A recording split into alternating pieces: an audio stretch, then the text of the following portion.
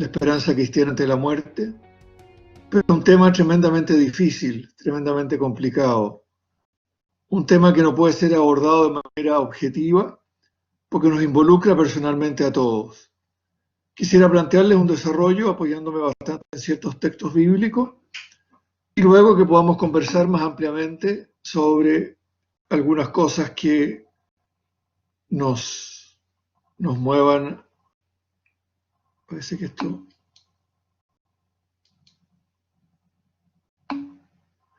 Cosas que nos muevan a revisar globalmente nuestra experiencia.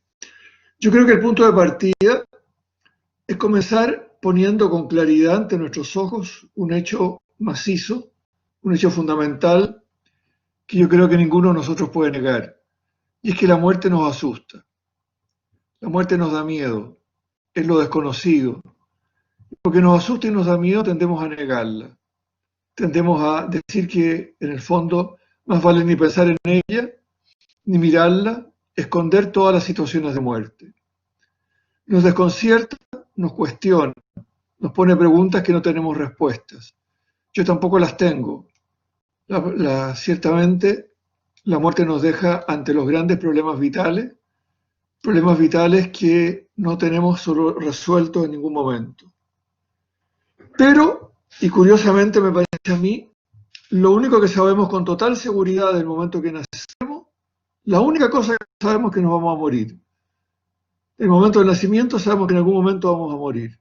Todo lo demás es aleatorio, lo demás puede pasar o no pasar. Usted una vida larga o corta, buena o mala, feliz o triste. Podemos hacer una cosa o la otra, da lo mismo. Pero sabemos esto con seguridad, que vamos a morir. En ese sentido, la reflexión cristiana sobre la muerte y sobre la esperanza ante la muerte tiene que hacer las cuentas con esta realidad de la dureza de la muerte, con esta realidad de que la muerte nos resulta desconcertante, nos resulta chocante, violenta, que nos complica la existencia. Cuando decimos esto de la experiencia nuestra, resulta más fuerte cuando uno lo acerca a algunos textos bíblicos. Quisiera tomar un par de textos que son del libro de la sabiduría, que es el último de los libros del Antiguo Testamento. Y el libro de la sabiduría nos dice lo siguiente: porque Dios no ha hecho la muerte, ni se alegra en la perdición de los vivientes. Él ha creado todas las cosas para que subsistan. Las criaturas del mundo son saludables. No hay en ellas ningún veneno mortal, y la muerte no ejerce su dominio sobre la tierra. Dios no ha hecho la muerte, ni se complace en la perdición de los vivientes. Si Dios no ha hecho la muerte, ¿por qué no la ha suprimido?, preguntamos nosotros. ¿Por qué la deja estar? Él ha creado todas las cosas para que subsistan, para que vivan. Y las criaturas del mundo son buenas. Y la muerte no tiene dominio sobre las criaturas de la tierra. Cuando la experiencia cotidiana nuestra nos dice que la muerte tiene mucho dominio sobre nosotros, que la muerte nos aplasta, nos complica, nos asusta y nos va matando de a poco, vamos decayendo, día tras día vamos decayendo. Ella decía que tenía muchos años de docente, es lo mismo que decir que ya este personaje es bastante viejo y está más o menos decadente ya como enseñante, porque ha estado gastado por la vida. La vida nos va gastando, nos va desgastando. Continúa el libro de la sabiduría un poquito más adelante. Dios creó al hombre para que fuera incorruptible y lo hizo a imagen de su propia naturaleza. Pero por envidia del demonio entró la muerte en el mundo. Este es un texto bien complicado. Dios creó al hombre para que fuera incorruptible, incorruptible como Dios. Pero por la envidia del demonio entró la muerte. Es decir, la muerte tiene que ver con una experiencia de mal, y un mal que vincula al demonio más que al mal moral de cada uno. Pero tiene que ver con el mal. Y hay una lucha entre la vida y la muerte. Dando un pasito más, me parece a mí que cuando hablamos de la muerte, hacemos referencia no solo al instante en el cual alguien fallece, sino esas dimensiones de la muerte que vivimos cada día. La enfermedad, el desgaste personal, la limitación personal. 20 años atrás hay cosas que yo podía hacer muy bien y hoy día no puedo hacerlas. Cada vez uno está más limitado. La vulnerabilidad, cada vez que pasa el tiempo uno se enferma con más facilidad. Pero hay dos tipos de muerte también. Cuando la vida nos va llenando de heridas, cuando la vida nos va llenando de desgastes, nos va limitando, nos va llenando de achaques, la muerte incluso aparece en algún momento como una liberación. Cuando muere alguien muy enfermo, muy viejito, que tenía una historia muy mala los últimos meses o años, decimos al fin descansó. Al fin descansó y la muerte aparece como liberadora, casi como deseable. No se trata que sea un suicidio, ni mucho menos, pero aparece como la liberación de una situación que era muy dura, muy difícil, muy compleja, muy sufriente. Pero al mismo tiempo está la experiencia de la muerte incomprensible. Cuando se muere un niño, cuando se muere alguien sano, cuando se muere una persona que tiene un futuro por delante, un joven, una responsabilidad familiar, un papá. Están llenos de vitalidad y de un día para otro pueden morir. Ayer nomás las noticias nos mostraban un soldado que estaba cuidando en Puerto Montt el toque de queda, lo atropellan y lo matan. Es un chiquillo de 19, 20 años, tiene la vida por delante, contaba la noticia que esperaba volver a su tierra para seguir trabajando y lo matan. Y la vida acabó. Y uno pregunta por qué. Es una muerte violenta de alguna manera, una muerte incomprensible, es una especie de frustración de la vida. Hay un horizonte grande de vida y uno cae. Y eso no logramos explicarla. Explicar la muerte del justo, la muerte injusta del justo. Explicar la muerte del joven, la muerte del que está lleno de vida, resulta prácticamente inexplicable. Hay también otro tipo de muerte que de repente nos parece más normal. La muerte de la persona mayor, anciana, que ha tenido una vida larga, con mucho fruto, que muere tranquila, y uno dice que ya cumplió su misión, ya cumplió su tarea. Es decir, no toda muerte es igual. Hay muertes que son incomprensibles, hay muertes que entre comillas nos parecen normales, hay muertes que nos parecen absolutamente incomprensibles. Pero lo que más nos duele es la experiencia de desgaste, de fragilidad, de vulnerabilidad. Hay una imagen bíblica que a mí me gusta mucho, y es que para la Biblia la vida equivale a la respiración. ¿Se acuerdan en el Génesis cuando dice que Dios hizo un mono de barro? Sopló sobre él, le dio el espíritu y el mono vivió y se transformó en Adán. Inspirar, soplar, es dar vida. Y quitar el aliento es matar. Uno inspira y expira varias veces por minuto. Varias veces por minuto Dios nos da la vida y nos pide la vida cuando expiramos, hasta el momento final en que expiramos muriendo definitivamente. Pero nuestra vida depende tanto, cada minuto la tenemos de alguna manera dada y quitada, varias veces por minuto. Y por eso somos frágiles, porque basta con que el Señor nos diga ya, y se nos expiramos una vez y no volvemos a respirar más, y se acabó la vida. ¿Cómo vamos a negar la muerte? El desafío cristiano y humano es resignificarla, darle un significado nuevo. Para el creyente, esto significa darle un sentido nuevo a la muerte, perdiéndole el miedo. Yo creo que la tarea principal de la fe es matar el miedo a la muerte. Porque San Pablo dice que el miedo a la muerte nos conduce al pecado. El miedo a la muerte nos conduce a hacer tonterías, estupidez. En cambio, la serenidad frente a la muerte nos permite vivir con sentido, vivir con alegría, vivir haciendo el bien por los demás y no solo autocentradamente en nosotros mismos. Perder el miedo a la muerte. Algunos escudos de armas españoles antiguos decían la muerte menos temida da más vida.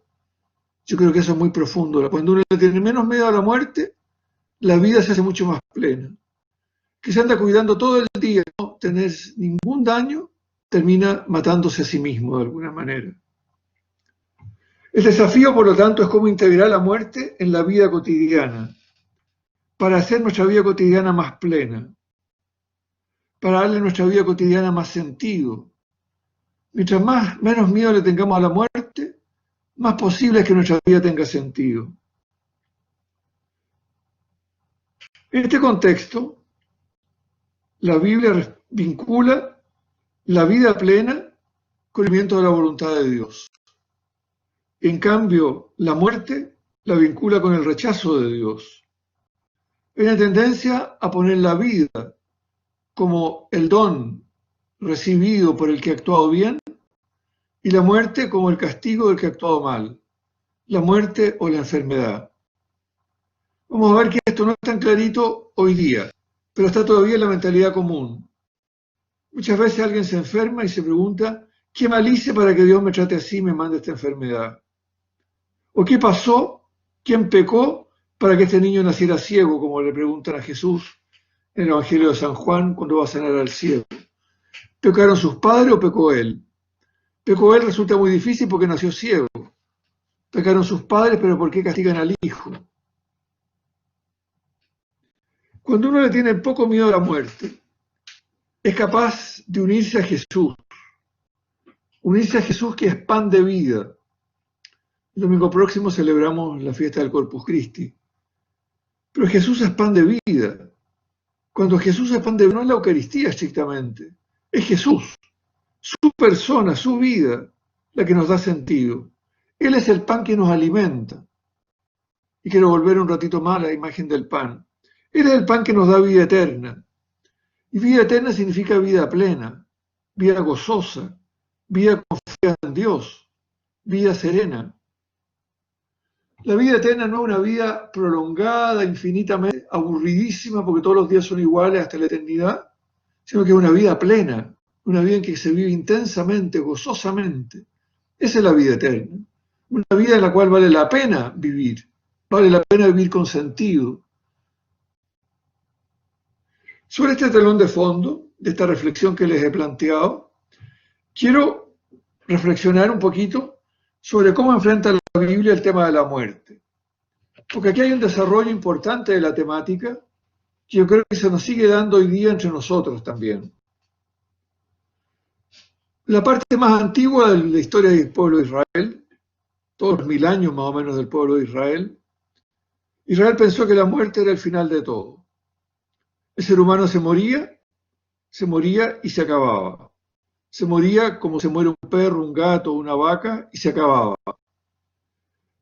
No totalmente, porque algo del ser humano muerto iba a parar al infierno, al Sheol, que no es el infierno cristiano, sino es el lugar de los muertos. Un lugar tenebroso, oscuro, frío, un sótano, lejos totalmente de la presencia de Dios. Los muertos no están lejos de Dios para la Biblia, para los textos antiguos de la Biblia. Dios no tiene acceso a los muertos. ¿Acaso podrá alabarte alguien desde el infierno?, dice un salmista. ¿Tú podrás intervenir, Señor, en la vida de los infiernos? No, porque los muertos están lejos de tu mano. Los muertos han sido arrebatados de la vida que da Dios. ¿Y qué pasa? ¿Hay que desesperarse? No, dice la Biblia. Hay que pensar que el ser humano perdura en sus hijos, en sus obras, en el recuerdo de los que lo han querido. Por eso es fundamental recordar al difunto para que el difunto no muera definitivamente, no desaparezca. Porque el difunto se perpetúa en el amor de los suyos, en sus hijos, en su vida. Por eso el drama es morir sin hijos, porque ahí sí que se murió definitivamente. Y la vida moralmente correcta para ellos era premiada por una vida larga, dichosa, tranquila, por muchos hijos. En cambio, la vida del pecador era una vida corta y sufriente. Hasta ahí parece todo muy bonito, hasta cierto punto de vista. Pero más o menos en el año 500 a.C., la cosa comenzó a complicarse bastante.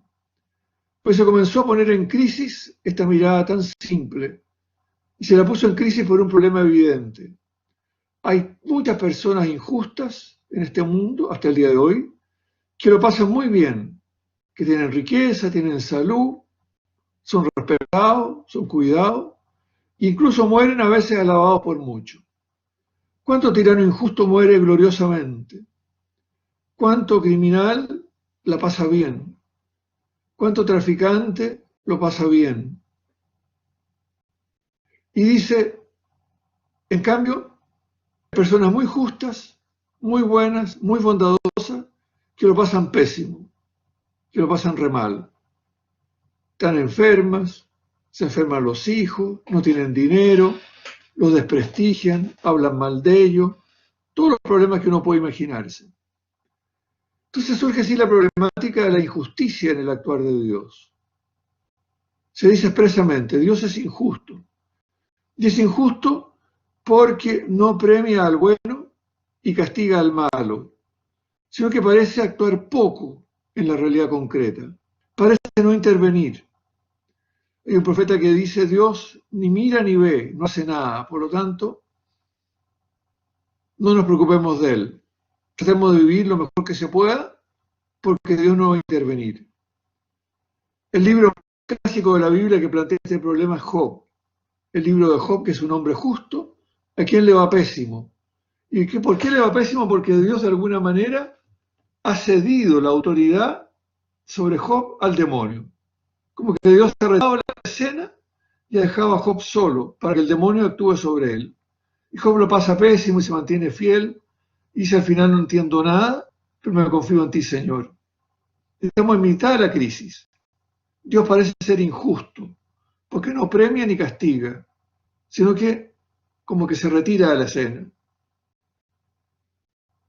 Después de esto, hubo un momento en que los libros bíblicos, particularmente los sapienciales y el libro del Cogelet, vivió una suerte de desengaño profundo. Un desengaño profundo que llevó a una especie de hedonismo, de vivir la vida y aprovechar la vida. El Cogelet dice, finalmente, la vida de verdad es injusta. La vida es injusta porque hay gente que trabaja hasta sacarse la mugre y gana re poco, y hay gente que no trabaja nada y le va muy bien, y se gana la lotería además.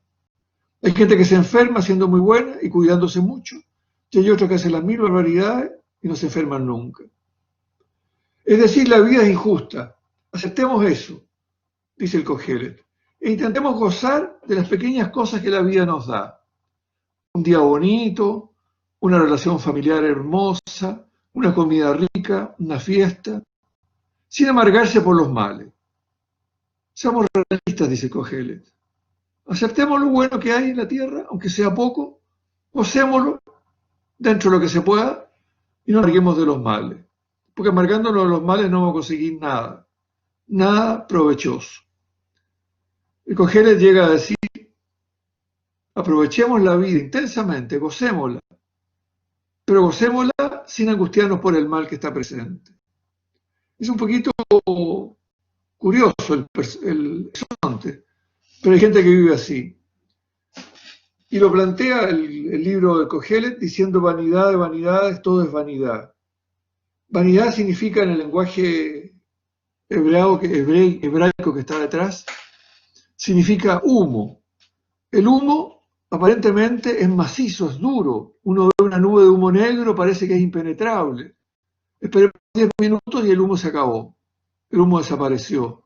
Yo trato de tomar el humo y el humo se me va de las manos. No puedo asirlo. Esa es la vida, es como un humo que pasa, que de repente nos impresiona mucho, pero a la larga es inasible, no se la puede pescar en ninguna parte y no se puede pescar ningún fruto duradero de ella. Esta es la crisis que se produce en los años 500, los años 400, 300. Se reflexiona con esta especie de hedonismo.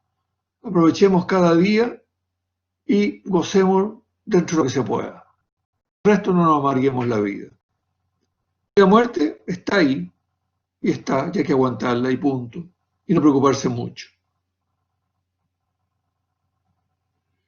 Enseguida viene hacia el año 170 a.C.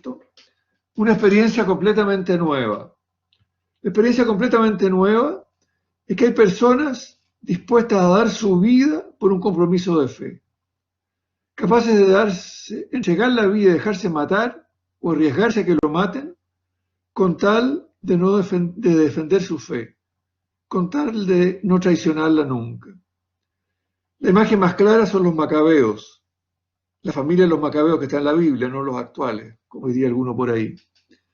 Son los macabeos, que es una familia entera que arriesga su vida y mueren varios de ellos entregándose por su fe, entregándose por defender a su fe y a su pueblo, y ofreciendo a su pueblo, defendiendo a su pueblo y ofreciendo su vida. Surge una pregunta muy de fondo: ¿cómo es posible que Dios se desentienda de ellos y los deje en la muerte? Si alguien dio la vida por Dios, ¿Dios acaso lo va a dejar en la muerte, lejos de él para siempre? Entonces, ¿es posible que Dios se desentienda? Poquito a poquito, en este contexto va surgiendo y se va consolidando la fe en la resurrección de los muertos. La justicia de Dios hace necesario que esta persona vuelva a la vida que la ha ofrecido por su fe. Al justo asesinado, Dios tiene que reivindicarlo, porque si deja que el justo sea asesinado y no hace nada, Dios se hace cómplice del asesino, de alguna manera. Entonces surge la idea de la resurrección, pero de la resurrección de los buenos solamente, de alguna manera. Es una especie de reivindicación que Dios hace de los buenos frente a los malvados. Es hacerle justicia, es no dejarlos abandonados a la muerte definitiva, y permitir que los que han partido por su fe puedan volver a la vida con su Dios. Les devuelve una vida nueva, una vida renovada. Con este horizonte llegamos al Nuevo Testamento. En el Nuevo Testamento esto todavía es una novedad. Hay grupos que lo aceptan claramente como los fariseos, y hay grupos que lo rechazan de plano como los saduceos. ¿Se acuerdan ustedes en el Evangelio hay peleas por este tema? Y en el Evangelio, en el Nuevo Testamento, se fortalece una idea un poquito distinta. Hay una resurrección universal al final de la historia, en que resucitan todos, buenos y malos, no solamente buenos como se decía antes, buenos y malos, uno para recibir premio y otro para recibir castigo. La cosa es mucho más profunda, no es que Dios solo reivindique la suerte del que ha sido injustamente muerto, sino que Dios tiene en su mano una palabra definitiva sobre la historia humana. La última palabra, la palabra final sobre la historia de la humanidad pertenece a Dios. Y al final de los tiempos Dios restablece la justicia. Restablece la justicia juzgando a los malos y premiando a los buenos. Este es el tema fundamental del Nuevo Testamento, la resurrección universal que le da sentido a la vida para todos, unos para el bien y otros para el mal. E incluso, aunque sea un detallito, nosotros rezamos en el credo y Jesús, después de morir, descendió a los infiernos. Es decir, Jesús murió en la mentalidad judía y fue a parar al infierno, a este lugar donde están todos los muertos, no los condenados, sino todos. Y desde ahí, al resucitar, los sacó a todos a una vida nueva. Una vida donde Dios va a premiar al bueno y va a castigar al malo. No sé si han visto un ícono que es bastante conocido, que está Jesús al centro, parado sobre las puertas de la muerte, y tiene en su mano tomado a un lado a Adán y al otro lado Eva, o alguno de los personajes fundamentales del Antiguo Testamento, y a toda la humanidad la está llevando a una vida nueva.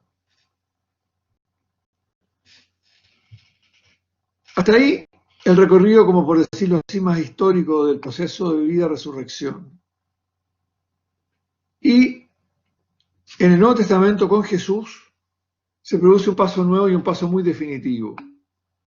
El paso nuevo que se produce es que nuestra vida humana adquiere su pleno sentido cuando se une a la vida de Jesús. Cuando la vida de Jesús la entendemos como una vida entregada para la muchedumbre, entregada por todos, por la muchedumbre, por la multitud. Una vida entregada para que otros tengan vida. Y Jesús lo expresa en imágenes. Es el pan partido y el vino compartido. Es, por decirlo así, Un pan que se amasa y se hace, no se hace para guardarlo eternamente como pan. Se hace para partirlo, para destrozarlo y para que la gente se lo coma y se alimente. El pan tiene sentido cuando de alguna manera desaparece como pan. Nuestra vida quiere sentido cuando somos capaces de darle vida a otros y no de reservarnos para nosotros mismos. Lo mismo la copa del vino compartido. El vino no está para guardarlo en una botella por toda la historia humana, sino que el vino está para que sirva para tomarlo, para compartirlo, para gozarlo entre muchos y que alegre la fiesta de todos. Jesús es también la semilla, dice el Evangelio de San Juan. La semilla que solo alcanza su sentido, su plenitud, cuando cae en tierra y muere para dar vida a otros, muere para hacer sentido de otros. Cuando la semilla es ofrecida como vida nueva para la planta, es cuando la semilla alcanza su sentido. Una semilla que diga yo no quiero ensuciarme metiéndome en la tierra es una semilla inútil, semilla que no sirve para nada. Dice Jesús en el Evangelio de San Juan, en el capítulo 12, les aseguro que si el grano de trigo no cae en tierra y muere, queda solo, pero si muere da mucho fruto. Si no muere se queda solo, él, y solo para la eternidad y frustrado de alguna manera para la eternidad. En cambio, si muere da mucho fruto. Continúa Jesús con una expresión de San Juan que está igual en los otros evangelios. El que tiene apego a su vida la perderá, y el que no está apegado a su vida en este mundo la conservará para la vida eterna. El que se apega a la vida, no me la vayan a quitar, no voy a tener un problema, no me vaya a enfermar, no me vaya a herir, no me vaya a pasar algo, ese pierde la vida. En cambio, el que es capaz de entregar la vida, de dar la vida por otros, ese es el que encuentra plenitud. Es el que goza la vida con hondura. El que le da sentido hondo a su vida. En ese sentido, Jesús es el que entrega su vida por nuestra salvación. Es el servidor de Dios que cargó sobre sí el pecado del mundo. Por eso Dios lo resucita. Y uniéndonos a Él, nos resucitará también a nosotros. El siervo de Dios que carga el pecado del mundo. Es una imagen del profeta Isaías, del segundo Isaías. Es cuando yo me hago cargo del dolor del otro, cuando yo me hago cargo del problema del otro, de la necesidad del otro, del hambre del otro, del dolor del otro, de la culpa del otro, es cuando yo soy capaz de redimirme yo mismo y redimir al otro. Salvarme yo y salvar al otro. Como se dice estos días por la cuarentena, por el COVID, nadie de nosotros se salva solo en este minuto, sino que nos salvamos cuidándonos los unos a los otros. Esa es una cuestión fundamental de la experiencia bíblica. Si yo me preocupo solo de mí, termino destruyéndome. Si soy capaz de cargar sobre mí un peso que es la necesidad de los demás, yo salvo mi vida, porque el siervo de Dios al final ve la luz de la resurrección, y salvo la vida de los demás. Lo dice San Pablo hermosamente. Si hemos muerto con Cristo, creemos que también viviremos con Él. Sabemos que Cristo, después de resucitar, no muere más, porque la muerte ya no tiene poder sobre Él. Al morir, Él murió al pecado de una vez por todas, y ahora vive para Dios. Así también ustedes, considérense muertos al pecado y vivos para Dios en Cristo Jesús. Vivos para Dios en Cristo. Vivos para Dios uniéndose a la persona de Cristo, uniéndose a la experiencia de Cristo. Vivos porque se han apartado del pecado. ¿Y qué es el pecado? Radicalmente el egoísmo, el autocentramiento, la autoinquietud de uno y el olvido del hermano. Lavarse las manos del hermano, despreocuparse del hermano, ese es el pecado radical. Si ustedes se quedan en el pecado preocupados de ustedes mismos, considérense muertos. En cambio, si están unidos a Jesucristo, están vivos para Dios. Me parece a mí que este es el horizonte fundamental de la vida cristiana. Si vivimos la vida en este estilo de Jesús, esta vida adquiere sentido y se proyecta. Y en la fe perdemos el miedo a la muerte, perdemos el miedo a la enfermedad, perdemos el miedo al contagio, perdemos el miedo a ser un poco difamados, perdemos el miedo a que de repente tengamos una dificultad. ¿Por qué? Porque nuestra vida tiene un sentido que trasciende de alguna manera esta experiencia terrena, un poco hedonista como era la del Antiguo Testamento.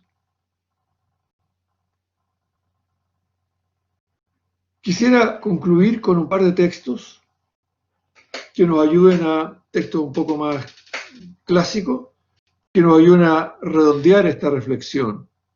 Lo primero es el trocito central del prefacio de los difuntos. Prefacio esa parte de la misa antes del santo, que la misa de difuntos es muy bonito, a mi entender. Dice: en Cristo brilla la esperanza de nuestra feliz resurrección. En Cristo tenemos la esperanza de una vida nueva. Así a quienes la certeza de morir nos entristece, nos consuela la promesa de una futura inmortalidad. Hay un dolor en la muerte. Nunca va a ser fácil la muerte. Pero la promesa de inmortalidad, de la vida plena en Jesús, le da sentido. Porque para los que creemos en ti, Señor, la vida no termina, sino que se transforma. Y al deshacerse de nuestra morada terrenal, adquirimos una mansión eterna en el cielo. La vida no termina con la muerte, sino que se transforma. Se acaba una habitación temporal terrenal y llegamos a tu casa, Señor, en el cielo. De Dios venimos y a Dios vamos. Eso es lo que sabemos con certeza. En este sentido, la vida resucitada es una vida plena, es una vida gozosa. Es la vida del que ha vencido el miedo a la muerte y ha aprendido a hacerse don de Dios para los demás. Ha aprendido a ofrecerse el mismo por los demás. Y en ese sentido su vida adquirió hondura, adquirió sentido, adquirió hermosura, pero no está angustiado por él. Se ha hecho alguien que se ofrece como regalo, ofrece su vida como regalo a los hermanos, se ofrece por Dios, no por su recompensa personal. Si es así, la muerte aparecerá en la vida en cualquier momento, pero aparecerá serenamente, tranquilamente, finalmente incluso gozosamente. San Francisco de Asís llega a llamarla hermana muerte. Hermana muerte porque es parte de una ayuda de lo que estamos haciendo para que nuestra vida tenga sentido. Bien, estamos un poco sobre la hora, dejémoslo por ahí, lo demás lo vamos a ver en las preguntas. Y gracias por la paciencia.